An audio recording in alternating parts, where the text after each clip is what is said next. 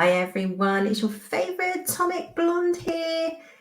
And yes, you're right, it's a Friday, not Wednesday. What's she doing here? I hear you cry. Wow, so much has happened this week. Or over sort of, since Sunday lunch anyway. And I was in the office on Wednesday, so by the time I got home and everything, you wouldn't want me making a video. I wasn't firing on all cylinders. So obviously we've got the Doctor Who's 60th anniversary coming up on this weekend on Saturday, which I will touch on. We'll get to that. So my Sunday lunch will be focusing on that and what I think, and obviously it's all imploding right now here in the UK. So so I just wanted to jump on and cover other topics. So like I said, there seems to be loads going on this week. It's just absolutely bonkers. So without further ado, as they say, let's get into a few things. So obviously at the top, as always, is the fantastic Disney imploding. As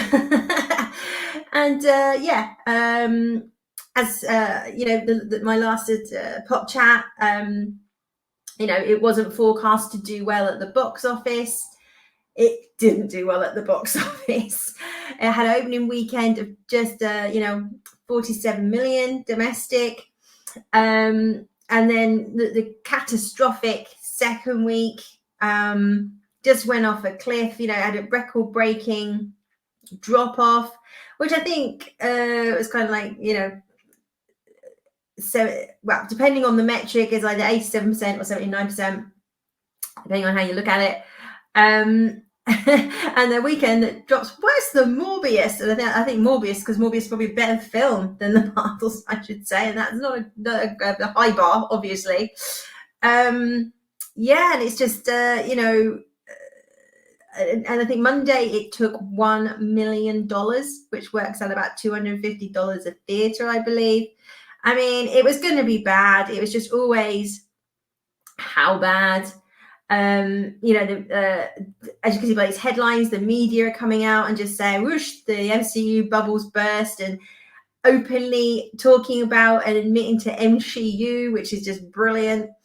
I mean, you could have been living on Mars and you could know that this film was just gonna bomb.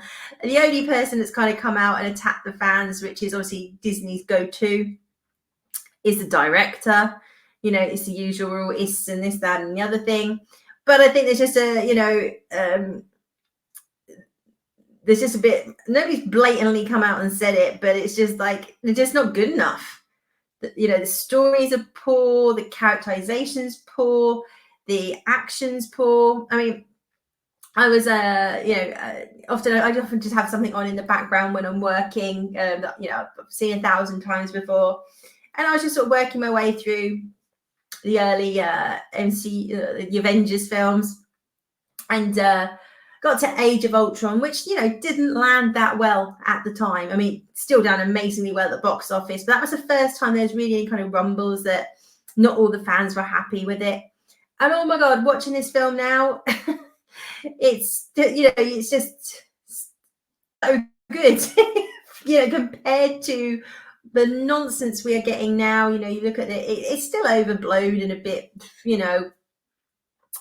but the fight scenes, the choreography, the characterization, what's going on between Captain America and Iron Man, and all of these things, on the back of sort of Civil War, which is a great film. And you just go back and watch those, and you can just see how big the gulf is now.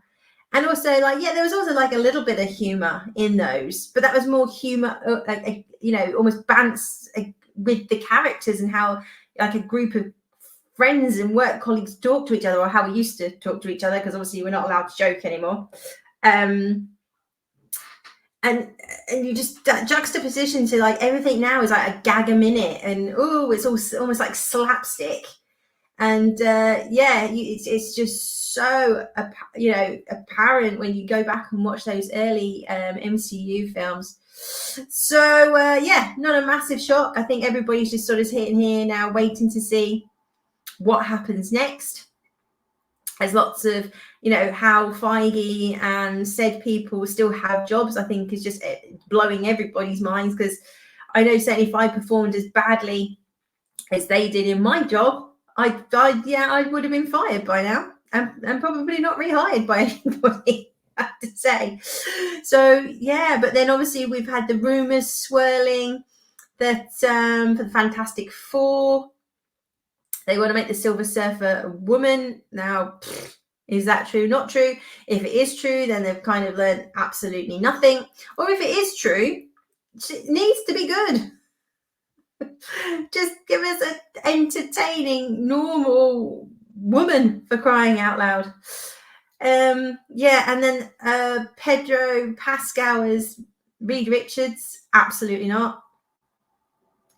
Pedro's an okay actor, but he just does not fit Reed Richards. I don't think I've never looked at him and go, he should play a scientist. He doesn't strike me as that. He's quirky, fun characters, like in the Nicolas Cage film.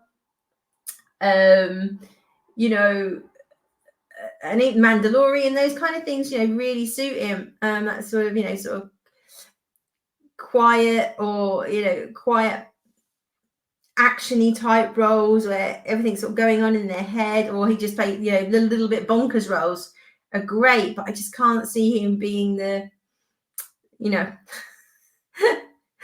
the scientific type. Maybe I'm doing him injustice, but not for me. And then hot on the heels of this flop, we've got Wish coming out, which is supposed to be in celebration of 100 years of Disney. It's really not gone down particularly well with reviewers who have seen it. A lot of it seems to be it's absolutely a slap in the face for what's come before it. And obviously there's been whistleblowers sort of saying it started off as one thing, people got their hands on it, and now it's just a complete, that's like everything else, that's burned down as the past, and that's just crap all over it. So I guess the reviews aren't good. I think when people have been sort of checking to see to buy tickets and like are the theatres sold out, they're not. So I think everybody's predicting yet another massive bomb for Disney. Things are really not looking good over there. So hey ho. I shall not be losing any sleep, that's for sure. So from bad news to badder news. Lucasfilm again, obviously KK is still in situ, and then we have this like Disney think that the fans are going to be cheering about this. After the absolute car crash of Ahsoka, which was single-handedly written and directed by Dave Filoni, lowest recorded viewing figures. They sort of come out and say, hey, that show that nobody watched and was crap? Well, we've just promoted the guy that did that to be over everything. I mean, talk about read the room, people. I just don't know where their head's at. It's absolutely unbelievable. Now, if it's anything like the promotions that happened last time, they happened like a year ago and they've just been announced. So if it is the case that he was promoted quite some time ago, this isn't his only flop. I mean, Kenobi will also be his flop. Mandalorian season 3, that will also be his flop. It just beggars belief. You could knock me down with a feather when they came out. But with this fanfare, like somehow the fans were going to be excited or pleased by this move after the absolutely dire Ahsoka. And all they've got coming up is the flipping Acolyte and Skeleton Crew. It it just, yeah, I just don't even quite even know what to say. It's just such a mind-numbingly stupid move. But I don't know if that just proves that Disney know it's a dead brand. So what's the point of bringing someone new in and trying to breathe life into this thing? Or they're trying to maneuver someone in to be the scapegoat so they can kind of go, look, it's not KK's fault, it's this dude's fault. I have no idea what the frick is going on there. But it does not fill me, and I'm sure any of you guys, any confidence that we're going to get any good Star Wars anytime soon. So, like touch paper, stand back. Jeez Louise. Some good news, hopefully. I mean, there's got to be some out there, right? So James Gunn's announced some more casting for his Superman Legacy. Or, we've already seen the Superman casting and the Lois Lane, which I was very in favor of. I mean, I'm still not happy Henry Cavill has been sidelined and the way he was treated. That still sticks in my claw. But the guy that's replacing him, I do think is good casting. I say go back and check that out on the Sunday lunch. So I think you could have knocked us all down with a feather when we saw the casting for Jimmy Olsen. It's very much going back to the DC type character, ginger, freckles, the works. We have just not seen that version of Jimmy Olsen at all in recent years, including sort of Richard Donner, who done, I think, a great job at casting. Not that the actor that played Jimmy Olsen was bad in those films. I like the actor. But again, it just wasn't, source material accurate even back then. Ginger side was happening then too. Then we've had Nicholas Hoult announced as Lex Luthor. Again, I think I really love that casting. I couldn't find the picture, but someone has, I don't know if it's mocked up or it's from a different role that he's done, but with a bald cap on and just looks great. I like Nicholas Hoult. I think he's a great actor. And will definitely, I think, have the gravitas to the acting chops to play Lex Luthor. So, yeah, really excited to see what he does with that role.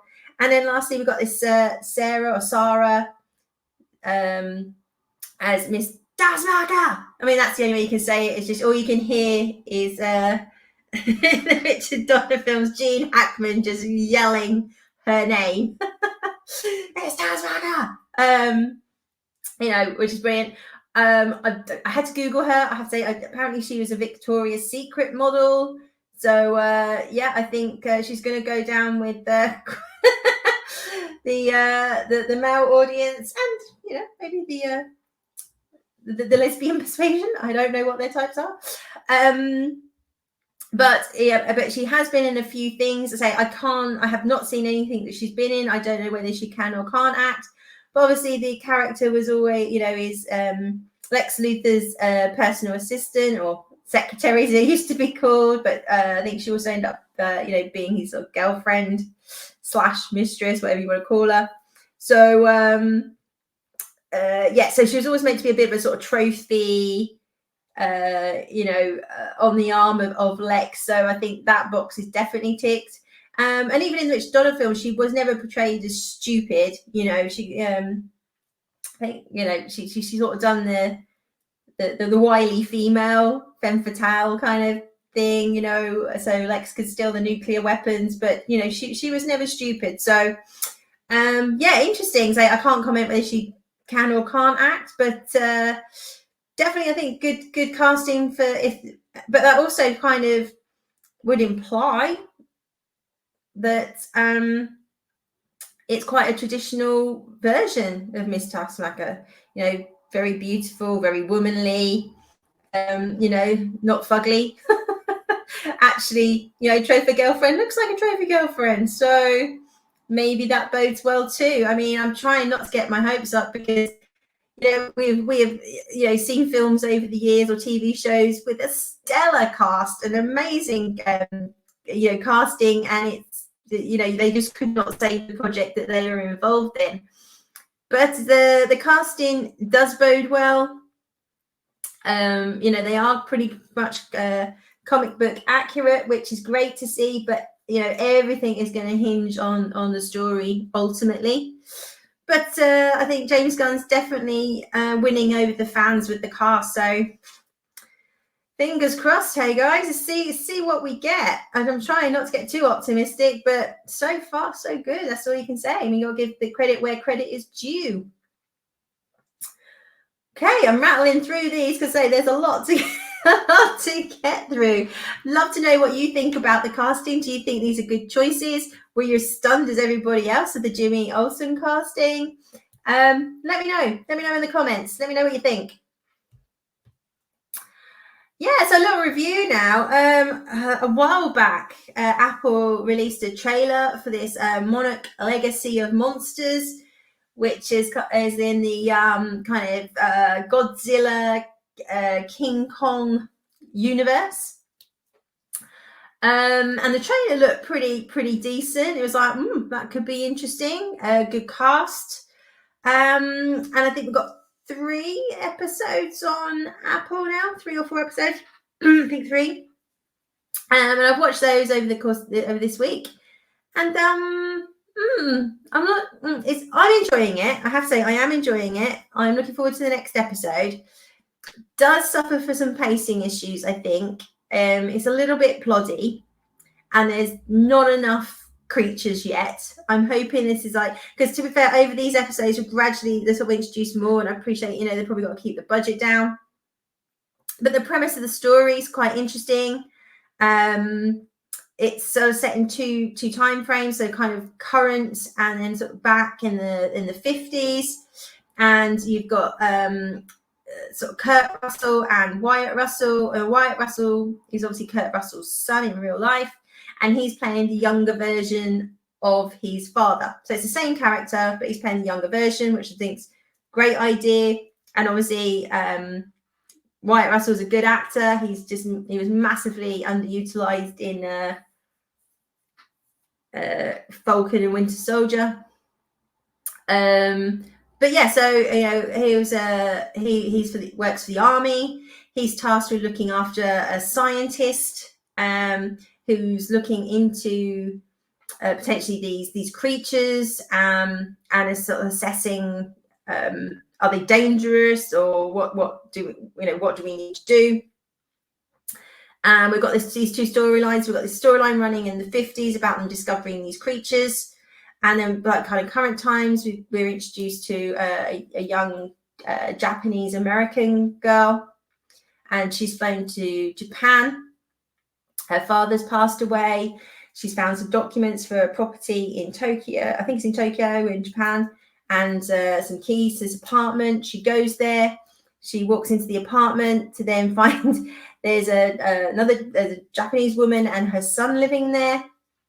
And it turns out that her mum is obviously married to her father, but he's also got this family in Japan, and obviously neither party know about each other. So she's got a half brother.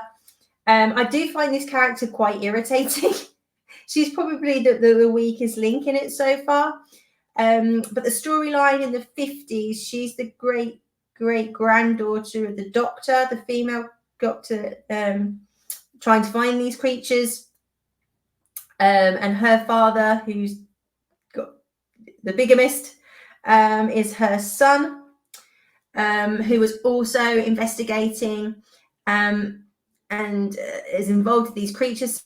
Now, Monarch is a company who seems to know all about this, some sort of secret organization, may or may not be related to the government.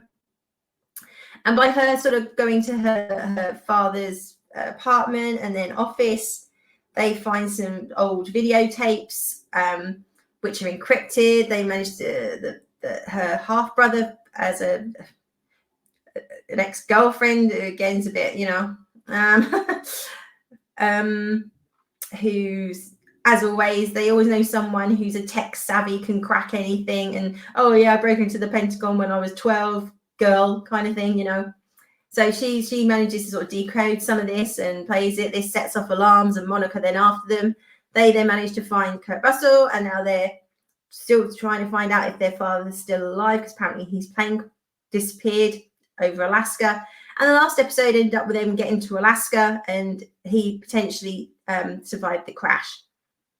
So we've got these sort of dual storylines running. So the girl is very annoying. She's just so unnecessarily rude to everybody that, she's got that horrible kind of up herself girl boss attitude a bit. But by the third episode, she did seem to be mellowing a little bit. I think hopefully they will make her more likable. But she's just a bit of a knob to everybody for like no real reason. And yes, of course, she's upset. Nobody'd like to find out that your father has another family, and she's all about, oh, do you not want to know whether your mother was cheated on first or my mother was cheated on first? And he's been like, well, no, not really. So yeah, she's just I hope they soften her and make her a bit more relatable. I guess she's just a bit of she's incredibly rude to her mother. So yeah, she's just not very nice generally. But I'm kind of like, yeah, it's a little bit ploddy. I think they're sort of pacing out. But I'm quite intrigued by both the storylines right now, and say the acting's very good. I mean, love Kurt Russell. So I think it's worth checking out just for his performance, if nothing else. It does need to start picking up, and more monsters, please. But generally, yeah, fair to middling at the moment. Could go off a cliff any time. But as always with the Apple stuff, the production values are great. The CGI is great. The monsters we've seen so far, there's definitely like the Godzilla one. It was brilliant, and it's coming through the water, and they basically nuke it. It's all of that was very well done. So yeah, if this is your sort of bag, the old Godzillas and that, I'd say check it out. And again, let me know what you think.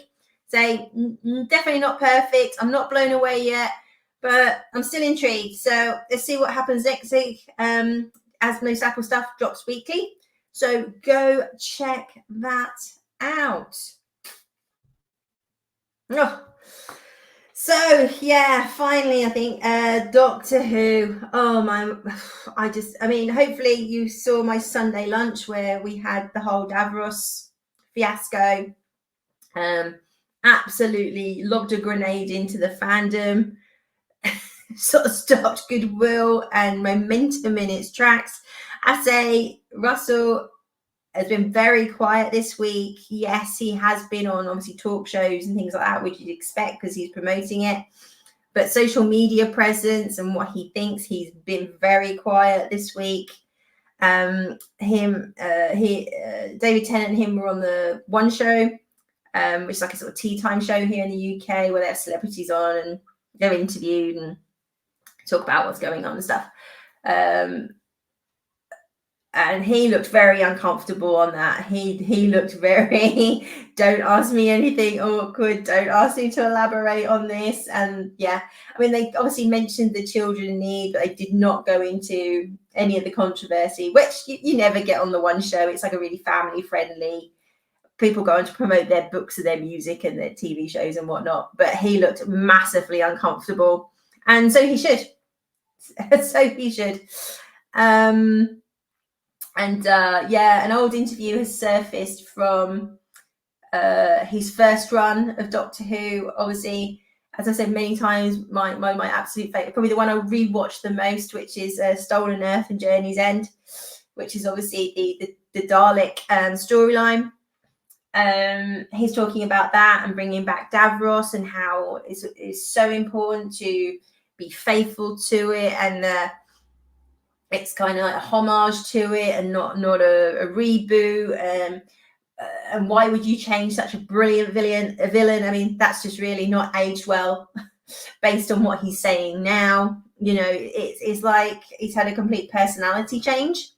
You're looking at this guy back in 2009 versus now, and it's just like two completely different people. Like the 2009 version is the fan who is absolutely gushing about this stuff, and the version we've got now is just someone who has spent way too much time in probably Hollywood and California.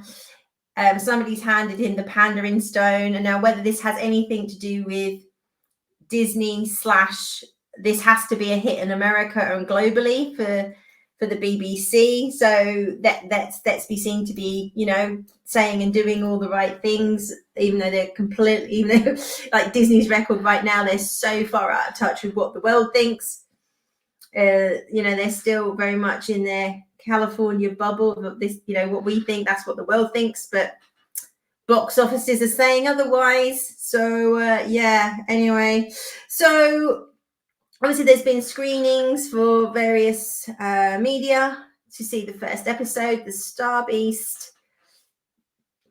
And I guess a bit of a mixed bag. I mean, there was a few articles, you know, obviously saying, oh yeah, it's great, blah, blah, blah. And oh, he doesn't shy away from identity and this, that, and the other things. So that was the first kind of, okay. And then this article, which is actually the BBC reviewer, which is why I just was like, oh my word. And it's the second time now. The BBC gave a really scathing review of Indiana Jones and Dial of Destiny, which I covered on this channel, and just basically said it was a pile of shit.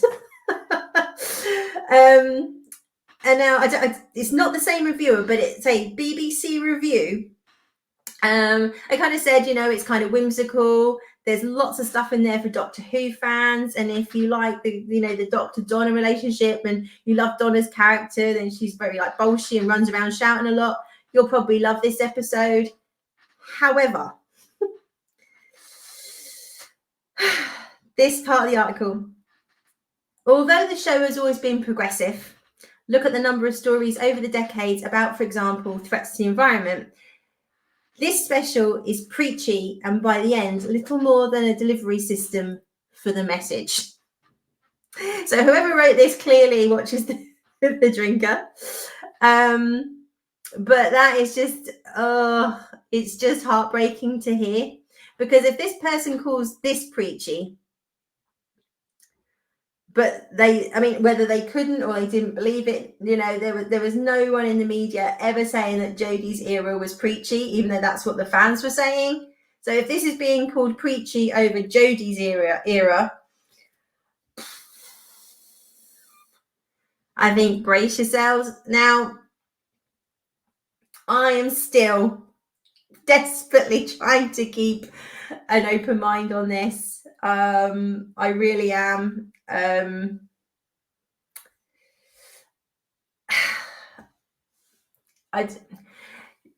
you take it with a pinch of salt? But some very positive article, very positive about the episode, saying it's back on form, blah blah blah. But they're very pro, and they use the words identity, and they face into it, and you know, all of that.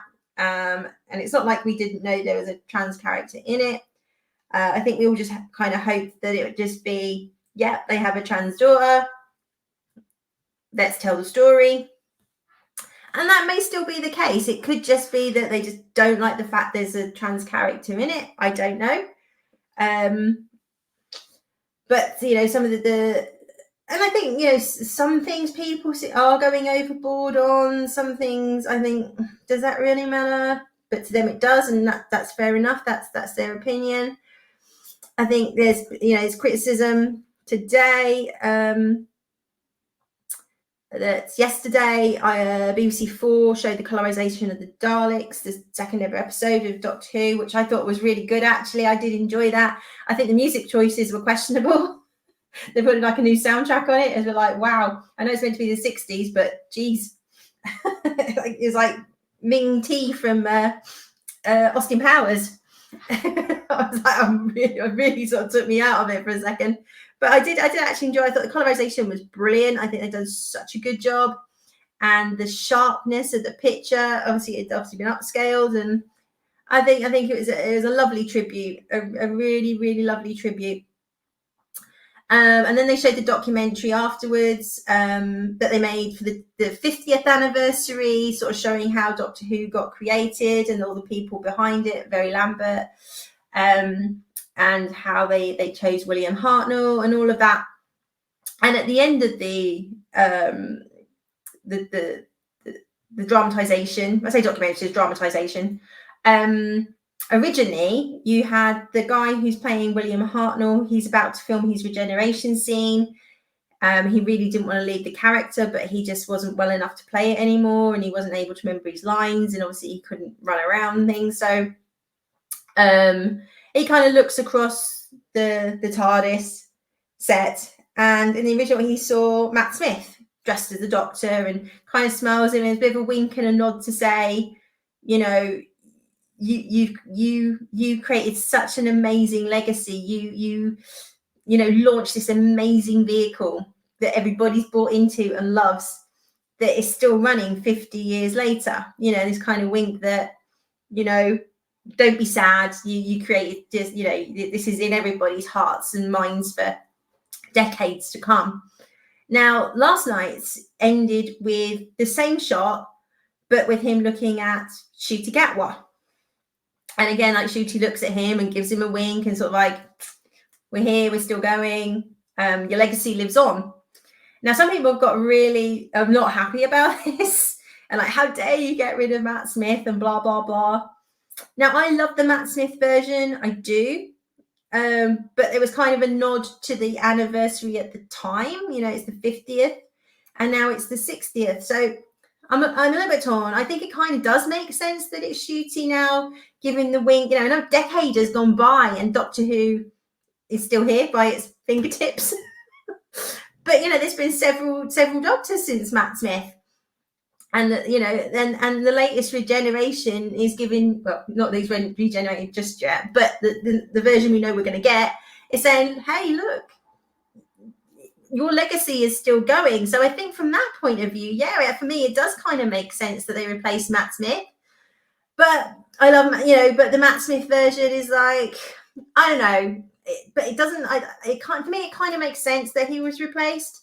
But I think some people have taken it as some sort of political statement, or they're just putting the boot in, or I really don't think it was meant like that. I think it's actually to sort of reflect another 10 years have gone past, and your legacy's still here, and here's the latest Doctor. So I think some things people are massively oversensitive about, and are just, really kicking off about, that I don't think are necessarily things to kick off about. That's just my humble opinion. And sometimes this stuff, I don't know if I'm a bit naive, probably. But I try and think the best of people and their motives. Or sometimes I'm like, don't sweat the small stuff. But the small stuff I know does lead to big stuff, and that's kind of where we're in the mess we are now with entertainment. So I get it, but I really generally didn't see this as any kind of slant on what's come before or Matt Smith. I just really took it as another decade has gone past, and there's another Doctor giving you the whole thank you for giving us this legacy. That's my very naive, humble opinion, and feel free to tell me if you don't agree. And always happy to hear your comments and why you don't agree. So for me, okay with that, But then the sort of trailer that we had, showing New Rose talking to the Meep, and again, this is a little bit, she's sitting there saying, because Meep's, you sound lonely, and she's like, not really so lonely, but people treat me like I'm from another planet. So obviously this conversation is in relation to her transitioning, I guess. But again, I think partly if you watch that not knowing that the character was trans, and you knew nothing about that, for me, that's a statement that I'd expect most teenagers to make. Most teenagers are, nobody understands me. I'm all alone. Everything's so unfair. They have that very kind of, no one can relate to me. I don't feel like I belong. That's a very teenagery type statement. So again, it's a difficult one because yes, we do know the context. And we kind of know, obviously, what that's alluding to. But it's also kind of written in a way that I think any teenager would say that. But again, have to see the whole thing, has to see how it plays out. But that sort of statement in its sense, doesn't make me go, oh my God, you're going to let children watch that. It's a teenager saying, I don't feel like I really belong, which I think is a very common statement by most teenagers. It's a whole generation of emos saying that. But I hear you. I can hear you screaming at the screen right now, but we know what it's in context with, and yes, we do. But that's just, again, I'm trying to stay positive to see how it all plays out and how heavy this is leaned into. But I thought it's a pretty innocuous statement in itself. I just think it's a very teenage statement. But yes, I get what it's alluding to. And given the reviews that say one's talking about identity, one's talking about the message, I don't know, guys. I really don't know. It has taken the wind out of the sails a little bit. Like I say, I've never had an issue with this Yasmin Finney being cast at all. I just want to be entertained. Just entertain me, please. And over this last month or so, I've, like most people with the whole Whoniverse thing on iPlayer, I've been watching lots of Doctor Who, Classic and Tennant, and I was like, just having that buzz of just watching something that's just bloody good fun. And that's all I want from these specials, is some bloody good fun. And it's just sounding like we'll probably get that, but we'll see. That's all I can say. So I will be here by hook or by crook on Sunday, because I'm literally watching Doctor Who, then going out. I don't know what state I'm going to be in on Sunday, but I will be coming on discussing what I think about the Star Beast and how all this plays out. Is it good but too much message, or is it all message and not very good? We'll have to wait and see. But I'm clinging on by my fingertips that this is going to be good. Clinging on. Yeah, so that is it for now, peeps. So just wanted to talk about all this bonkersness that's been happening all week. Disney are just continuing to make one bad decision after the other. Well done, guys. They'll be sending the administrators in anytime soon. So say good news from the old Superman casting. Just keep everything crossed for the story. Like as we see with Doctor Who, doesn't mean a lot. Check out Monarch Legacy of Monsters over on Apple.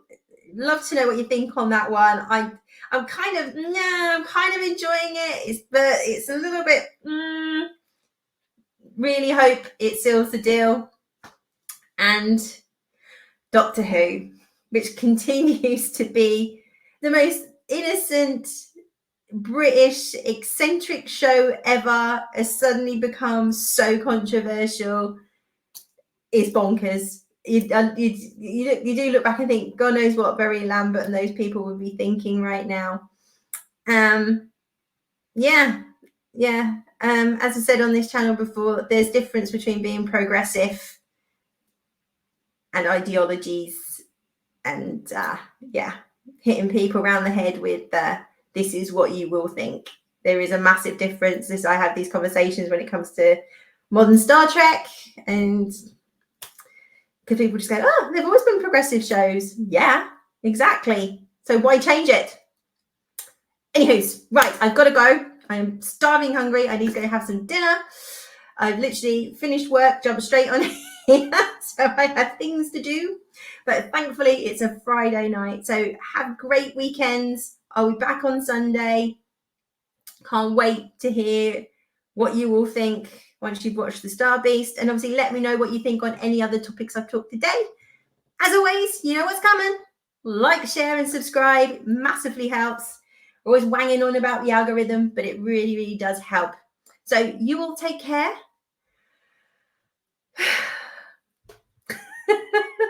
Good luck, everyone, and I'll see you on the other side. Bye-bye.